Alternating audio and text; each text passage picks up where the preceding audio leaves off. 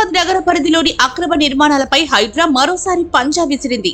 సంగారెడ్డి జిల్లా అమీన్పూర్ మున్సిపల్ పరిధిలోని Krishnareddypet 12వ survey number Patelguda గ్రామానికి చెందిన పట్టా సర్వే నంబర్ 6లో నిర్మించిన సుమారు 16 అక్రమ భవనాలను హైడ్రా అధికారులు ఆదివారం కూల్చివేశారు.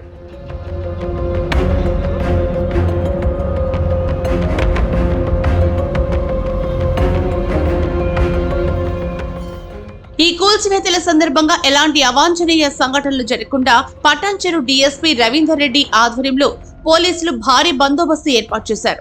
అమీన్పూర్ పరిధిలోని ఈ 2 గ్రామాల్లో బీఆర్ఎస్ పార్టీకి చెందిన చంద్రశేఖర్ బెంచర్లు వేసి అక్రమంగా నిర్మాణాలు చేపట్టినట్లు గుర్తించిన హైడ్రా అధికారులు రెవెన్యూ, మున్సిపల్ శాఖలతో సమన్వయం వాటిని చేసుకుని కూల్చివేశారు. ఈ కూల్చివేతలను చూసేందుకు చాలా మంది ప్రజలు రాగా వారిని దూరంగా ఆపేశారు. కనీసం మీడియాను కూడా అనుమతించలేదు. కూల్చివేసిన నిర్మాణాల్లో నివాస గృహాలతో పాటు బహుళ అంతస్తుల ఆసుపత్రి కూడా ఉంది.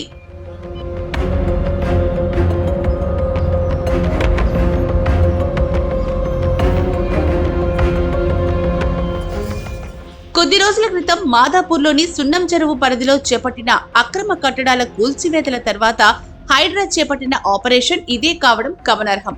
గణపతి నవరాత్రులు, నిమజ్జనాల సందర్భంగా కాస్త బ్రేక్ ఇచ్చిన హైడ్రా మళ్లీ తన పని తాను చేసుకుంటూ పోతోంది.